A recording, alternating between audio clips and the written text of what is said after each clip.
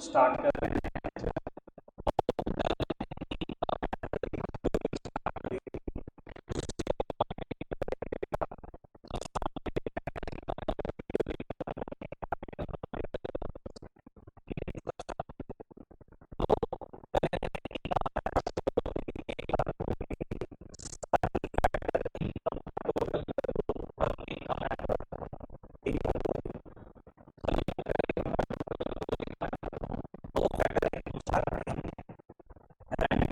Wages, interest और profit.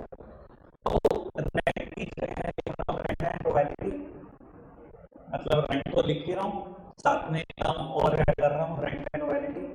तो wages को लिख रहा हूँ मैं कंपनसेशन ऑफ एम्प्लॉइज, इंटरेस्ट को लिख रहा हूँ इंटरेस्ट, प्रॉफिट को प्रॉफिट, और बेटा एक और टर्म लिख रहा हूँ मेंटेन का।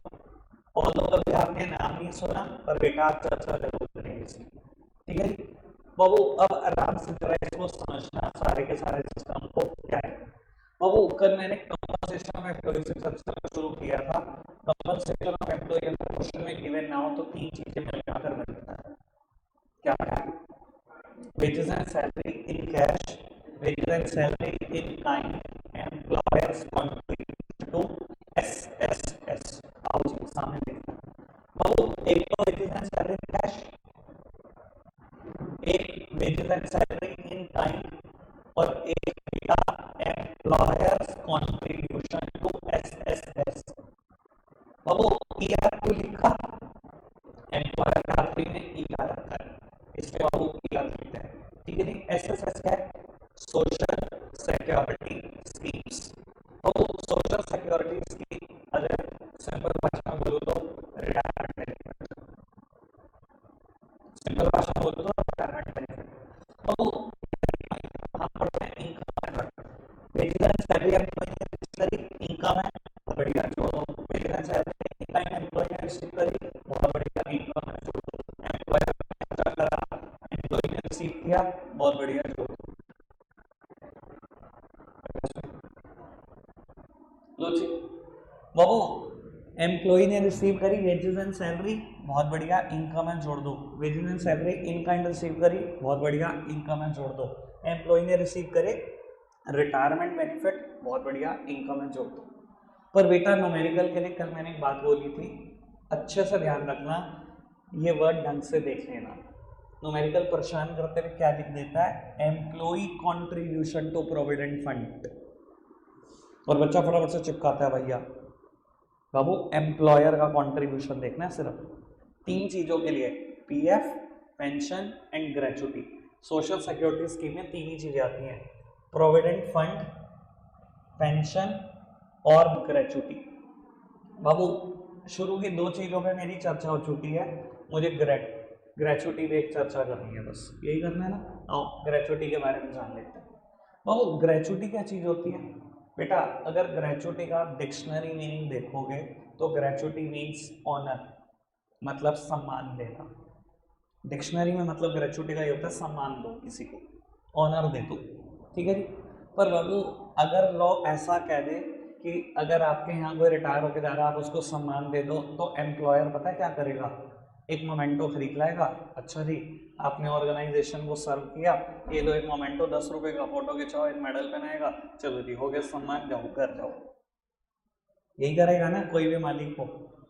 पर बाबू इंडिया में एक लॉ है, बोलता है पेमेंट ऑफ ग्रेचुटी एक्ट 1972, वो बोलता है ये जो सम्मान देना है ना एम्प्लॉय को, ये सम्मान भी पैसों में होगा, ऐसे नहीं होगा। ये ग्रेचुटी की जो पे करनी है वो पैसों में करनी है। बाबू कौन इंसान एलिजिबल होता है ग्रेचुटी के लिए? हर वो इंसान जो किसी ऑर्गेनाइजेशन को कॉन्टिन्यूस 5 साल से ज़्यादा सर्व कर चुका हो। कोई भी एम्प्लॉई अगर किसी ऑर्गेनाइजेशन को कॉन्टिन्यूस 5 साल से ज़्यादा सर्व कर चुका है तो वो इंसान एलिजिबल है फॉर ग्रेचुटी, ठीक है जी। अब एक इंसान जैसे 30 साल में नौकरी शुरू करी, छोड़ी नहीं, आज 60 साल में रिटायर होकर जा रहा है, पीएफ मिलेगा, पेंशन मिलेगी, ग्रेचुटी भी मिलेगी। बाबू वो बात अलग है कि निकालने का तरीका क्या है, आपको क्या करना चाहिए। इनकम टैक्स पढ़ोगे, अभी बढ़ जाओ आगे, BCom second year third year में पढ़ लोगे, सी अगर बंदी पढ़ लोगे, तो बाबू वहाँ पर सिखाया जाता है कि ग्रेचुटी कैसे निकलती है। ट्वेल्थ का मुद्दा नहीं है तो मैं निकालना नहीं सिखा रहा, पर मैंने मोटी मोटी बात बता दी। ये क्या है बाबू, एक सम्मान है जो पैसों में दिया जाता है। क्लियर है बात? All okay? बढ़ाएं बात को आगे, समझ में आ गई बात? चलो बाबू अब बात करते हैं रेंट और रॉयल्टी की। बाबू पहले मैं रेंट की बात करूंगा फिर रॉयल्टी की। सर थ्योरी आराम से सुनना मेरी, न्यूमेरिकल में दिक्कत नहीं है। थ्योरी ढंग से नहीं सुनोगे न्यूमेरिकल भी दिक्कत देगा। बाबू रेंट में ना दोनों रेंट जोड़ देना, एक्चुअल रेंट भी और इम्प्यूटेड रेंट भी, दोनों रेंट जोड़ दो, एक्चुअल रेंट भी और इम्प्यूटेड रेंट भी। बाबू एक्चुअल रेंट मतलब लो मैं समझाता हूँ। बाबू इस जगह पर जहां मैं प्रोडक्शन ऑफ सर्विसेज कर रहा हूँ, ये जगह मेरी है? नहीं है, मैं रेंट पे करता हूँ पक्का से। मैंने रेंट पे किया, लैंडलॉर्ड ने रेंट रिसीव करा, क्या उसकी इनकम है?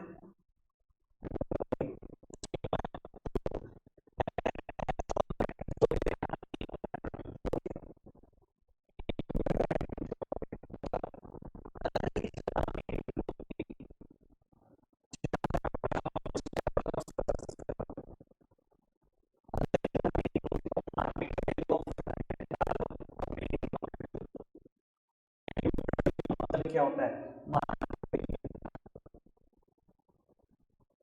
ये माना जाता है।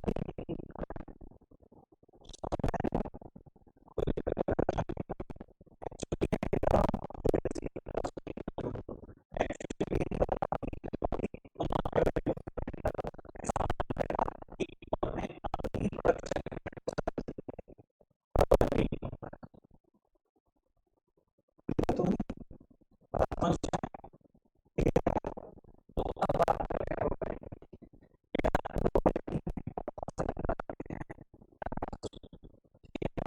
एग्जाम्पल दूंगा एक,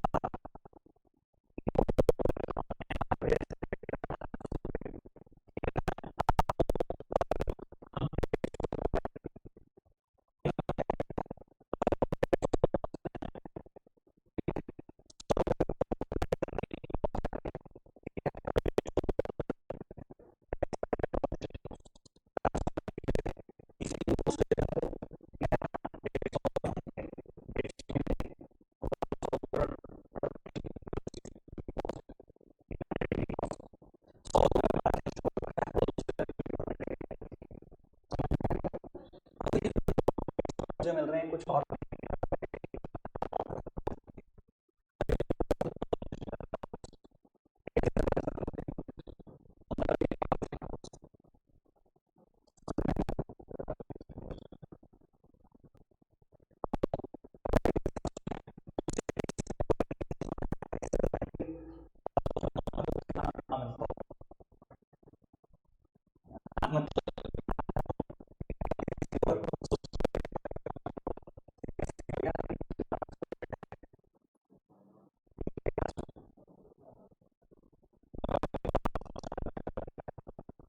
आगे उड़ाते हैं। अभी आगे क्या करता है, इतने रुपये इस मल्टीप्लाई से बस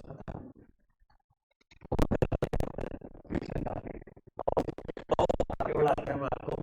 बेटा हॉलीडे फ्रेंचाइजिंग सिस्टम,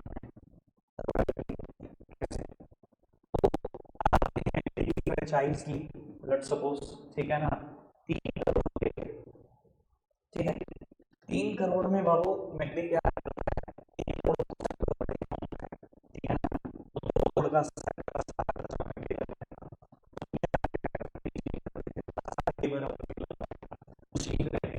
सब कुछ उसका, ठीक है, सट्टा रेडी हो गया, 3 करोड़ आ गया,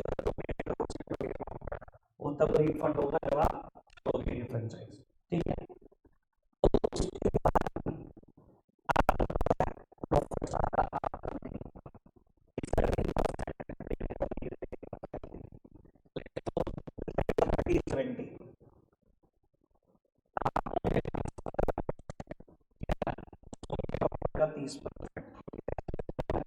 आपसे क्लियर करते हैं कि हमारा प्रॉफिट मार्जिन कितना है। मान उन्होंने डिक्लेयर किया कि हमारा प्रॉफिट मार्जिन 50% है, यानी कि अगर एक दिन में 10,000 रुपए की सेल हुई तो 5,000 रुपए कमाई हुई।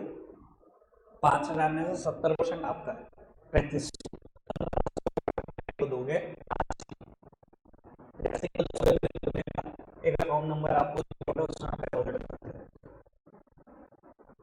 एक डेली बेसिस पे काम होता है। ये तो आपको 70% दिया जा रहा है, आपको ज़्यादा दिया जा रहा है, क्योंकि सारा स्टाफ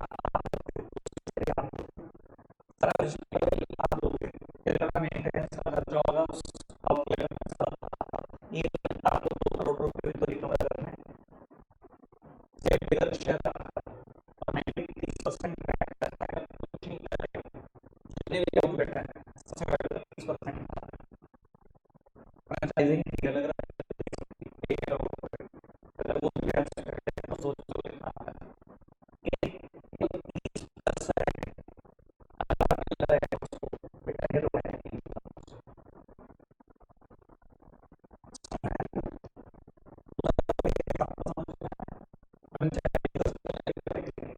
उसके केस में भी वैरायटी है। एक और बात बता देता हूँ बाबू, कई बार आपने सुना है सरकार माइनिंग साइट्स नीलाम करती है,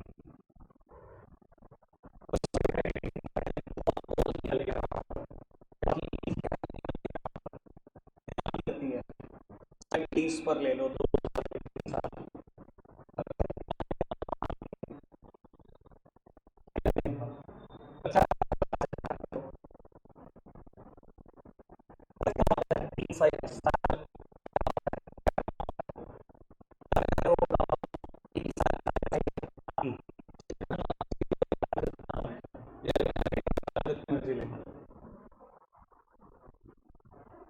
जितना मर्जी पूरी साइट आपकी है, दिखाएंगे आपको जितना मर्जी। समझ में आ रही बात? तो ये तो 50,000 करोड़ रुपए आप सरकार को पे करोगे ना 3 साल के लिए, इस प्रकार की रोक। समझ में आई बात?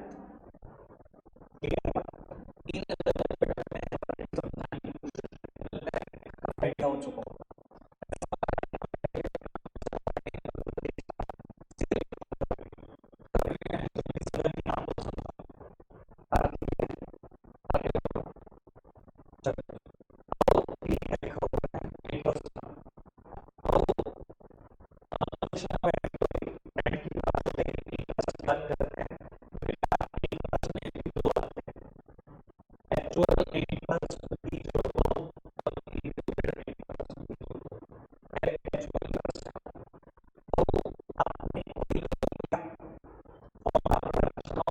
सर्विसेज, और आप इस पैसे का इस्तेमाल, इस लोन का इस्तेमाल प्रोडक्शन के लिए करें, प्रोडक्शन गुड्स और जो भी ब्याज दोगे, जो भी इंसान रिसीव करेगा उसकी इनकम एक्चुअल इनकम है जोड़ दो।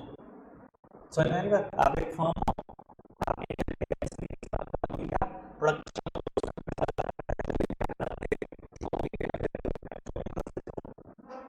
बैंक की इंटरेस्ट इनकम में छोड़ देना, कोई दिक्कत तो नहीं।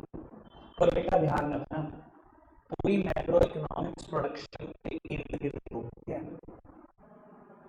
अगर आपने कोई लोन लिया और पैसा प्रोडक्शन में नहीं लगा तो मैं उसके इंटरेस्ट की बात नहीं कर रहा हूँ। याद है ना, पहले दिन से बोलता आ रहा हूँ, पूरी मैक्रो इकोनॉमिक्स का एक ही काम है, बस ये वर्ड ना छोड़ देना, प्रोडक्शन, जीडीपी, ये ना वर्ड छूटने पाए। यानी कि अगर मैं कहूँ किसी हाउस होल्ड ने लोन लिया, उसके घर में शादी थी, लोन लेके घर की शादी कर दी, सर ये ब्याज जुड़ेगा, सिर्फ उसी लोन का ब्याज जुड़ेगा जो प्रोडक्शन में गया पैसा। क्लियर है बात? समझ में आई बात? आगे बढ़ाए बात को बाबू। एक्चुअल इंटरेस्ट तो चलो समझ में आता है, इम्प्यूटेड इंटरेस्ट क्या होता है? अकाउंट्स के बच्चे हो, एक सेकंड में पकड़ जाओगे इम्प्यूटेड इंटरेस्ट। बेटा interest on capital, imputed interest तो होता है मैं ही बिजनेस का ऑनर, मैंने बिजनेस में पैसे डाले और मैं बिजनेस को कहता हूँ तू अलग बात मैं अलग बात, ला ब्याज दे फटाफट से मुझे मेरे पैसों पे। मार्केट वैल्यू ऑफ इंटरेस्ट ही तो चार्ज कर लेता हूँ अपने बिजनेस से, यही तो इंटरेस्ट ऑन कैपिटल होता है, यही है इम्प्यूटेड इंटरेस्ट। कहता है अगर आपने ही अपने प्रोडक्शन यूनिट को कोई लोन दिया हुआ है, कोई पैसा दिया हुआ है, तो उस पर भी ब्याज निकालते रहना इम्प्यूटेड इंटरेस्ट, ये आपकी इम्प्यूटेड इंटरेस्ट इनकम है। कोई दिक्कत कोई परेशानी तो नहीं? पक्का से जितनी बात मैंने बोली क्लियर है? बढ़ाएं बात को आगे। बाबू दो बातें स्पेसिफिकली इंटरेस्ट में ध्यान रखनी है, दो बातें स्पेसिफिकली। क्या बेटा? पब्लिक डेट, गवर्नमेंट ने अगर कोई पब्लिक डेट लिया हुआ है तो वो नहीं जुड़ना, उसकी ब्याज नहीं जुड़नी। और एक फर्म ने अगर दूसरी फर्म से लोन लिया हुआ है तो वो भी ब्याज नहीं जुड़नी। लो जी समझाता हूँ, लो जी सामने देखना। बाबू अगर गवर्नमेंट ने पब्लिक डेट लिया हुआ है तो इसकी ब्याज नहीं जुड़नी। इधर देखना मेरी तरफ। बाबू गवर्नमेंट क्या करती है, आरबीआई के थ्रू पब्लिक से लोन लेती है, ठीक है। सेंट्रल गवर्नमेंट अपनी सिक्योरिटी इशू करवाती है आरबीआई के थ्रू। ऐसा सुना है आपने कभी? सेंट्रल बैंक को, आरबीआई को क्या बोला जाता है? Bankers bank, governments bank. यार मेरे पास पढ़े हो 11वीं क्लास में बीएसटी, ऐसा नहीं हो सकता मैंने कभी ये ना बोला गवर्नमेंट्स बैंक। गवर्नमेंट का बैंक कौन होता है? आरबीआई होता है। अगर गवर्नमेंट को लोन की जरूरत पड़े, गवर्नमेंट क्या करती है, आरबीआई को कहती है मेरी सिक्योरिटी मार्केट में इशू कर, लोग खरीदेंगे, ये पैसा मुझसे मैं दूंगी लोगों को ब्याज, बस तेरा काम सिक्योरिटी इशू करना है। समझ में आ रही बात? बाबू इससे बोलते हैं पब्लिक डेट, क्योंकि पब्लिक से पैसा लिया है, इसे सरकारी लैंग्वेज में बोला जाता है पब्लिक डेट। अगर गवर्नमेंट ने कभी भी कोई पब्लिक डेट लिया है तो उसकी ब्याज नहीं जुड़ेगी। बच्चे मेरे से क्वेश्चन पूछते हैं क्यों नहीं जुड़ेगी? बेटा क्योंकि हम मान के चलते हैं गवर्नमेंट प्रोडक्शन करती है, ठीक है। पर बाबू इंडिया जैसी कंट्री, अगर गवर्नमेंट ने ब्याज पर पैसा लिया और गवर्नमेंट ने वैसा प्रोडक्शन ऑफ गुड्स और सर्विस में लगा दिया तो जुड़ेगा। लेकिन अगर आप बाकी कंट्री देखो, अमेरिका जैसी कंट्री जहाँ गवर्नमेंट कोई प्रोडक्शन नहीं करती, गवर्नमेंट का काम सिर्फ डिफेंस है, सिर्फ एडमिनिस्ट्रेशन है, वहां पर क्या होगा? अगर सरकार ने लोन लिया है, सरकार भी जुड़ेगा नहीं पब्लिक, ठीक है ना। अब हमारे देश में भी देखो, हमेशा तो सरकार प्रोडक्शन ऑफ गुड्स और सर्विस में पैसा नहीं लगाती। आज आपसे लोन लिया, पॉवर्टी एलिवेशन प्रोग्राम में लगा दिया, अनएम्प्लॉयमेंट खत्म करने में लगा दिया, अनएम्प्लॉयड लोगों को कंपनसेशन देने में लगा दिया। सर वो तो प्रोडक्शन ऑफ गुड्स और सर्विस में नहीं लगा पैसा, तो क्या उसकी ब्याज जुड़नी चाहिए? नहीं। पूरी मैक्रो इकोनॉमिक्स का एक ही थीम लाइन है, प्रोडक्शन में लगे पैसा। समझ में आई बात? कोई दिक्कत तो नहीं? दूसरी बात, तो अगर एक फर्म ने दूसरी फर्म से लोन लिया है तो वो भी नहीं जुड़ेगा, उसका ब्याज भी यहाँ नहीं जुड़ेगा। तो कहाँ जुड़ेगा? देखो मैं बता देता हूँ कहाँ जुड़ेगा। अच्छा आप क्या देख पा रहे हो कि अभी प्रॉफिट की मैंने बात करनी है? देख पा रहे हो ना, मैंने 5 चीजों की बात करनी है, 1 2 3 प्रॉफिट की बात करनी है ना। चलो बस यहाँ आपने देखी बहुत अच्छी बात, अब मैं बता देता हूँ क्यों यहाँ नहीं जोड़ेंगे। अच्छा एक बात बताओ, आप कोई कंपनी हो एबीसी लिमिटेड, फर्म हो एबीसी लिमिटेड, आपने लोन दिया है, ये ब्याज पे करेगा, ठीक है, ये ब्याज पे करेगा। आप अगर अकाउंट से स्टूडेंट हो, पीएनएल अकाउंट में निकालो, क्रेडिट साइड राइट, तो इसमें अमाउंट होगी, इंटरेस्ट इनकम नेट प्रॉफिट देगी भैया, अकाउंट सुना है लगता नहीं तो देखिए भैया, ग्रॉस प्रॉफिट ब्रॉट आउट किया होगा, मान लो 20,000, इंटरेस्ट इनकम आ गई 50,000, मान लो कोई ज्यादा नहीं है, नेट प्रॉफिट 25,000 होगा, इस नेट प्रॉफिट में इंटरेस्ट जोड़नी है क्या? जोड़ गया। बाबू इसलिए कहते हैं अगर एक फर्म ने दूसरी फर्म को लोन लिया है तो बाबू उसकी ब्याज या अमाउंट जोड़ना, क्यों? क्योंकि उसकी ब्याज प्रॉफिट में जुड़ जाएगी, प्रॉफिट ऐड करना, प्रॉफिट में जुड़ जाएगी ना ब्याज, तो यहाँ पर ब्याज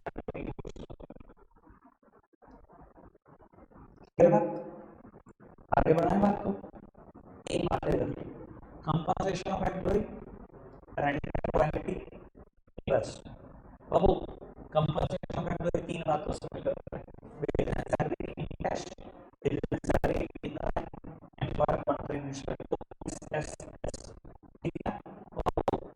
रेंट एक्चुअल भी जुड़ेगा, इंक्लूडेड भी जुड़ेगा, रॉयल्टी का देगा भी कुछ एक दिया करेगा, इंटरेस्ट एक्चुअल इंटरेस्ट भी जुड़ेगा, इंक्लूडेड भी जुड़ेगा, तो आप याद रखिएगा। कैश दिया, देगा एक ठीक है। प्रॉफिट क्या है? एंटरप्रेन्योर बिजनेस चलाने का जो रिस्क लेता है बेटा उसे ही प्रॉफिट कहते हैं। एंटरप्रेन्योर बिजनेस चलाने का जो रिस्क लेता है, या तो उस रिस्क के बदले आपको रिवॉर्ड मिलेगा प्रॉफिट, या मिलेगा लॉसेस। वो प्रॉफिट किसको बोलते हैं? उसी रिवॉर्ड को बोलते हैं आपने रिस्क लिया उसके बदले में जो मिलता है। ठीक है बेटा, अगर क्वेश्चन में प्रॉफिट डायरेक्टली गिवन ना हो तो प्रॉफिट पहले किसकी बात रहेगा?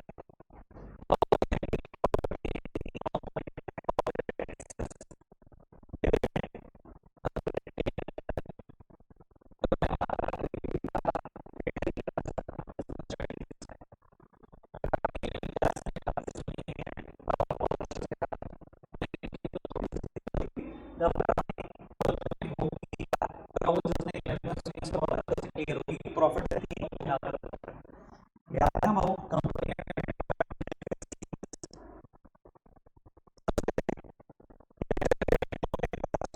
तो मैंने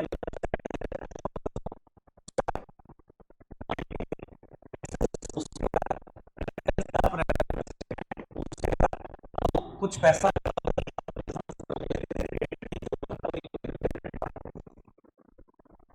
सर इंटरेस्ट तो हो ही गया, लोन का इंटरेस्ट तो मैंने पहले ही अलग कर दिया।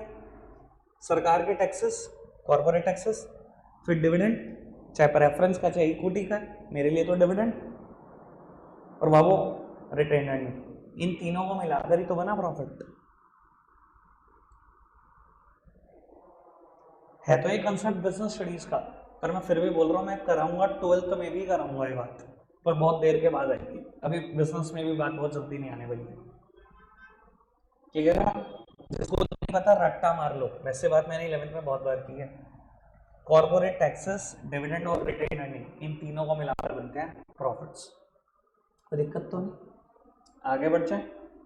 क्लियर है बात? सर अगर ढंग से सुनोगे पक्का कोई भी न्यूमेरिकल इनका मेथड का आपको छू भी नहीं सकता। लो जी बाबू, अगर कभी क्वेश्चन में इन तीनों का जिक्र ना हुआ हो, रेंट एंड रॉयल्टी, इंटरेस्ट और प्रॉफिट, तो बेटा इनकी जगह एक और नाम पेपर में आता है, इसको बोलते हैं ऑपरेटिंग सरप्लस। यानी कि मैं ये भी बता देता हूँ, इनकम मेथड में आप फॉर्मूले को ऐसे भी बोल सकते हो, compensation of employ operating surplus plus mixed income, या compensation of employ plus rent and royalty plus interest plus profit plus mixed income. अब बच्चा गलती पता है कहाँ करता है? A little knowledge is a very dangerous thing. कम ज्ञान लेता है फिर परेशान होता है, क्योंकि पेपर तो अच्छी हरकत करेगा, वो आपको देता है कंपनसेशन ऑफ एम्प्लॉय, वो आपको देगा रेंट एंड रॉयल्टी, वो देगा ऑपरेटिंग सरप्लस, वो देगा मिक्स्ड इनकम, बच्चा चारों जोड़ाएगा। भैया ऑपरेटिंग सरप्लस में रेंट एंड रॉयल्टी था, बल्कि इंटरेस्ट और प्रॉफिट भी था, रेंट एंड रॉयल्टी अलग से क्यों ऐड करा? क्या मैं क्लियर उस बात को लेकर? कोई दिक्कत कोई परेशानी तो नहीं? आगे बढ़े बाबू। जब मैंने बताया था ना कि 4 हैं फैक्टर इनकम, तब आपके दिमाग में कहीं ना कहीं परेशानी तो हुई हो, यार 4 है ये 5वीं क्यों ऐड करा रहे हो? हुई ना थोड़ी सी परेशानी। मैंने कहा फैक्टर इनकम जोड़ देना, ये लिखा हुआ रेंट, ये लिखी हुई वेजेस, ये लिखा हुआ इंटरेस्ट, ये लिखा हुआ प्रॉफिट, तो आपके सबके दिमाग में मिक्स्ड इनकम क्यों जुड़वा रहे हो? अभी बताता हूँ बेटा क्यों जुड़वा रहे हो, ये मिक्स्ड इनकम क्या चीज़ होती है। अब अगर आप एक से ज़्यादा फैक्टर सर्विसेज के खुद ही ऑनर हो तो आपकी इनकम मिक्स्ड इनकम में जुड़ती है। प्लीज़ सुन लेना, मेरे एक एक वर्ड काम का है। अगर आप एक से ज़्यादा फैक्टर सर्विसेज के खुद ही ऑनर हो तो आपकी इनकम मिक्स्ड इनकम में जुड़ती है। मतलब बाबू फैक्टर सर्विसेज 4 है, लैंड, लेबर, कैपिटल और एंटरप्रेन्योर। मैंने क्या बोला? एक से ज़्यादा फैक्टर सर्विसेज के अगर आप खुद ही ओनर हो, एक से ज़्यादा मतलब 2 या 2 से ज़्यादा। अगर आप 2 या 2 से ज़्यादा फैक्टर सर्विसेज के खुद ही ओनर हो ना, तो आपकी इनकम कहीं नहीं जुड़ेगी, आपकी इनकम सीधा यहाँ जुड़ेगी। क्यों, मैं बताता हूँ। मान लो एक इंसान सलून चलाता है, बार्बर है, ठीक है, लैंड उसके पास अपनी नहीं है, ठीक है, किराए की लैंड पे काम कर रहा है, लेबर अकेला ही लगा हुआ है, खुद अकेला काम करता है, कैपिटल सारी खुद लगाई हुई है, बिजनेस में जितनी भी लगी हुई है, खुद अकेला एंटरप्रेन्योर, दिखाई दे रहा है। एक से ज़्यादा फैक्टर सर्विसेज का ओनर है, दो से ज़्यादा फैक्टर सर्विस का अकेला ओनर है। कहते तूने जितना भी कमाया ना सारा यहीं जोड़ दियो मिक्स्ड इनकम में। क्यों? देखो आप खुद समझना, सारी लेबर उसने लगाई अपनी, सर अलग से ढूंढोगे उसके पैसों में से कि कितनी तेरी वेजेस और सैलरी हुई, सारी कैपिटल उसने खुद लगाई, अलग से इंटरेस्ट ढूंढोगे कितना हुआ, और तू एंटरप्रेन्योर है अलग से उसका प्रॉफिट ढूंढोगे कितना हुआ। सर आपको भी पता कितना मुश्किल काम है ये। तो बाबू ऐसे लोगों की इनकम ना डायरेक्टली मिक्स्ड इनकम में जोड़ दो, अलग अलग ढूंढो। सरकार ने भी अपना काम आसान रखा हुआ है, बहुत मुश्किल काम है अलग अलग ढूंढना। सर एक सलून वाले ने रात को जब हो गया गले में देखे पैसे 550 रुपये, सर ढूंढोगे इसमें से कितना वेजेस एंड सैलरी का, कितना इंटरेस्ट का, कितना प्रॉफिट का। सर बहुत मुश्किल काम है। तो ऐसे बंदे की इनकम यानी कि लगभग सभी रिटेलर्स यहीं आ जाइए, बड़ी कंपनियों के ही अलग अलग बाइफर्केशन हो पाते हैं। अगर आप एक से ज़्यादा फैक्टर सर्विसेज के ओनर हो ना तो आपकी इनकम सीधा यहाँ जुड़ती है, अलग अलग टुकड़े नहीं हो सकते। क्लियर है बात? लो मैं एक आइडिया और दे देता हूँ आपको, इधर देखना बाबू। मेरे हिसाब से लैंड मेरी है नहीं है, लेबर अकेला काम नहीं करता, मेरे साथ आकाश भी काम करता है, ठीक है। अब वो कैपिटल मेरी लगी हुई है, एंटरप्रेन्योर में खुद हूँ, मैं जो भी अर्न करता हूँ सर उसका अलग अलग हिस्सा निकालना बहुत मुश्किल है, सीधा मिक्स्ड इनकम में जोड़ दो मेरी इनकम।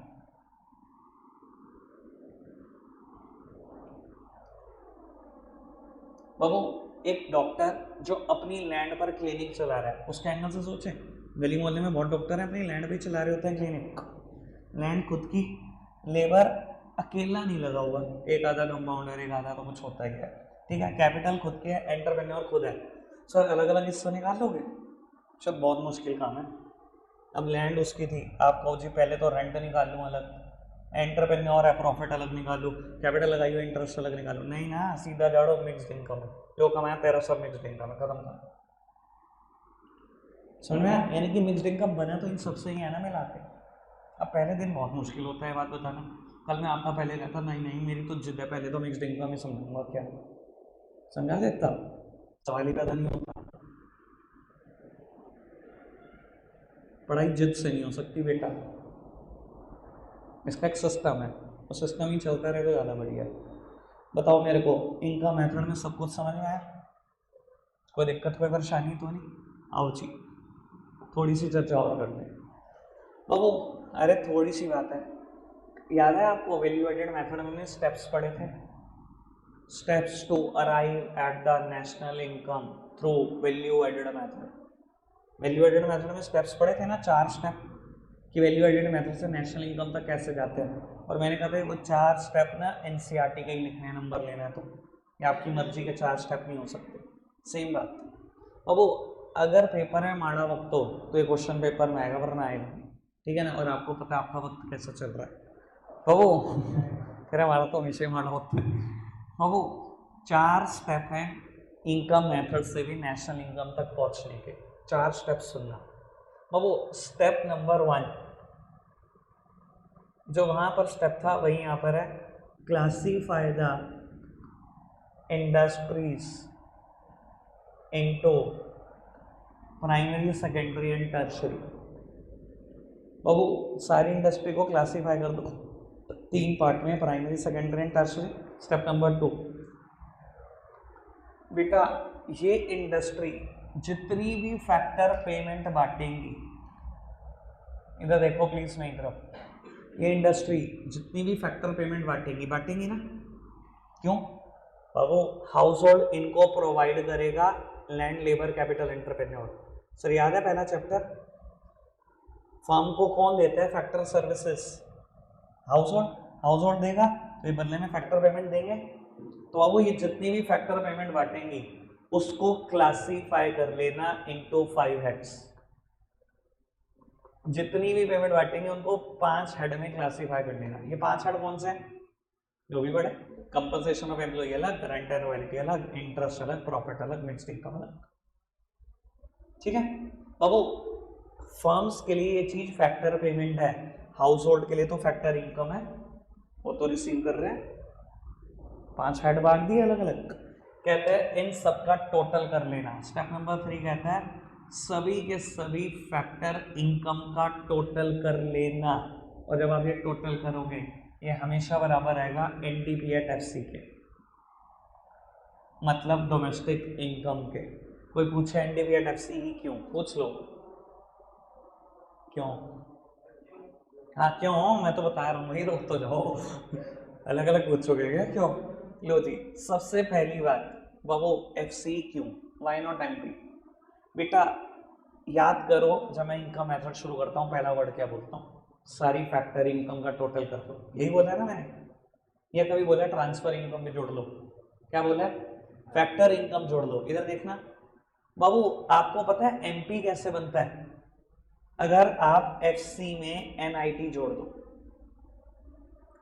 फैक्टर कॉस्ट में एनआईटी जोड़ोगे तभी तो एमपी बनता है। मुझे तो लगता है भाई दूसरा तीसरा चैप्टर कराने का कोई लॉजिक ही नहीं होता। भैया याद कर लो ना, अगर कुछ भी याद करने में दिक्कत आ रही है। एमपी को एफसी में कन्वर्ट करना हो क्या होता है, माइनस एनआईटी। एफसी को एमपी में करना हो कैसे होगा, प्लस एनआईटी। एनआईटी पता है आपको किससे बनता है, आईटी माइनस सब्सिडी।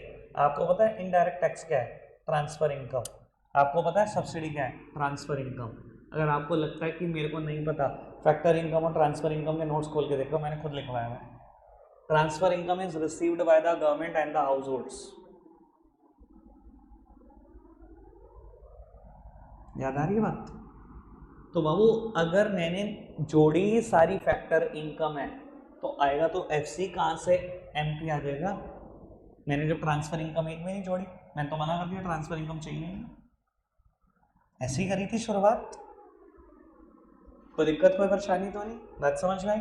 दूसरी बात, सर सारी इंडिया की ही इंडस्ट्री को क्लासिफाई किया, तो बाबू डी तो निकलेगा, डोमेस्टिक टेरिटरी की तो बात करिए।